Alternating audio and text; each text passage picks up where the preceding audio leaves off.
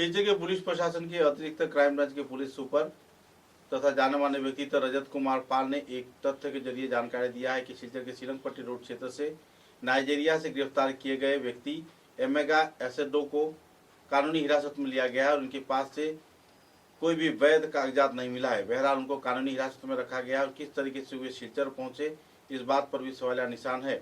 इस मानव प्रचार तथा आवाजाही के क्षेत्र में कई राज्य के कार्यकर्ता जुड़े रहने का भी जानकारी मिल रही है। नाइजीरिया से किस तरीके से शिलचर शहर में एमेका एसडो के पहुंचने की मुद्दे को लेकर उन्होंने विस्तारित तथ्य उजागर किया और कानूनी कार्रवाई के बारे में भी तथ्य उजागर किए। के लिए आया हुआ है या रह रहा है, इस तरीके का उसका मूवमेंट का खबर प्राप्त हुआ और खबर मिलते ही जब हमने उसे लोकेट किया गया तो वो टाउन के डीआईजी पॉइंट एरिया में ही कहीं घूमता हुआ दिखा और उसके साथ में और भी लोग थे जो उसको रहने में, खाने पीने में और कहाँ कहाँ जाना है, कैसे जाना है, उन चीज़ों में मदद कर रहे थे। उससे पूछने पर उसने अपनी आइडेंटिटी पहले तो रिवील नहीं करी, लेकिन जब बाद में थॉरो सर्च किया गया तो उसका नाम जो मिला है, उसका नाम है एमेका एसेडो। इसकी उम्र 44 ईयर्स है और ये नाइजीरिया का रहने वाला है, जो अभी तक इसने एक आईडी प्रूफ का फोटोकॉपी दिखाया है, बट अभी भी ये सत्यापित नहीं हुआ है कि वो आईडी प्रूफ सही है या नहीं, बट उसके हिसाब से वो नाइजीरिया का रहने वाला है और उसका वीज़ा वगैरह एक्सपायर हो चुका है और ये सस्पेक्ट किया जा रहा है या तो ये कहीं से भाग के आया है या किसी चीज़ से बच रहा है। और यहाँ में जहाँ में ये रह रहा था, जो इसको मदद कर रहे थे मालूग्राम एरिया में, कुछ लोगों ने एक लेडी के साथ ये था तो जिसने यहाँ पे रूम रेंट पे लेके रखा था इसके लिए, तो वो इसके साथ ही रह रही थी और जिन लोगों ने ऐसे लोगों को बिना पुलिस वेरिफिकेशन किए हुए उनको रूम रेंट पे दिया तो उन लोग को भी पुलिस ने अपनी गिरफ्त में ले लिया है और इस पूरे मामला को एक केस हमने रजिस्टर कर लिया गया है।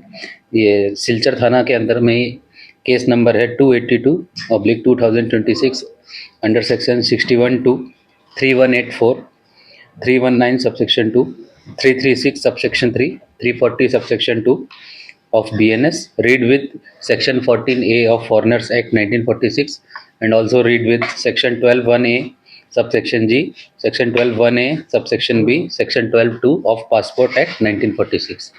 और इस केस की इन्वेस्टिगेशन अभी जारी है और आगे ये किस चीज़ से लिंक है या इसमें उसके आने का पर्पस क्या है और वो यहाँ किस लिए आया था, ये उसको बुलाया गया था, ये सब अभी इन्वेस्टिगेशन के अंदर में। कहाँ से है सिलचर में? ये सिलचर में बताया जा रहा है दिल्ली से ही आया था। ये कितने दिन से रह रहा था? 1 दिन हुआ है शायद उसको। सर कहीं जाने का प्लान मोस्ट प्रोबेबली कहीं जाने वाला था, बट अभी तो क्योंकि वो प्लान फेल हो गया है तो वो अभी इन्वेस्टिगेशन में कोऑपरेट नहीं कर रहा है, तो वो हम आपको आगे बताएंगे। सर उनका साथ और कुछ लोगों का आपने लोगों ने पकड़ा? हाँ, उनके साथ हमने और 4 लोग को पकड़ा है। वो लोग कौन है? वो जो उसमें से एक मिज़ोरम से एक लेडी है और बाकी जो 3 लोग हैं वो हमारे सिलचर के ही हैं जिन्होंने उनको यहाँ रहने में और लाने में मदद करी। और जिन लोग के नाम हैं टिंकू हुसैन बोरभैया, ये इटखोला घुनियाला के रहने वाले हैं। दूसरा पिंकू हुसैन बोरभैया और लेडी का नाम है माँ Denga, she is of Aizawl, and Romina Begum बोरभैया। इन्होंने मिज़ोरम और सिलचर पार्टी को कनेक्ट करने में मदद करी और एक जगह रूम भाड़ा दिलाया और वहाँ पे इन लोग को रहने में, ठिकाना देने में मदद करी थी।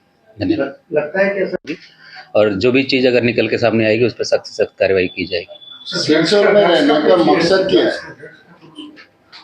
वो अभी कार्रवाई चल रही है। हमने उनके पुराने अगर कोई केस होंगे तो हम निकालने को दिए हैं और उनका अगर कोई पासपोर्ट एक्ट का वायलेशन है वो है तो वो भी निकल के मिल जाएगा। लेकिन इसके आप लोग के माध्यम से मैं कचार वासियों को एक और संदेश देना चाहता हूँ कि अगर आपके वहाँ कोई भी इंसान भाड़ा में, रेंट में या होम स्टे में रहने आता है तो कृपया करके उसका जो भी आईडी कार्ड है, वैलिड आईडी कार्ड है, वो एक बार अपने नियरेस्ट थाना से एक बार वेरिफिकेशन जरूर कराएं। धन्यवाद। किस लिए रह रहा है सिलचर में सर? मकसद क्या है? नहीं, अभी कहाँ रह रहा है, अभी तो पकड़ लिया गया है। मकसद हम पता लगा रहे हैं, मिलने से आपको बता देंगे।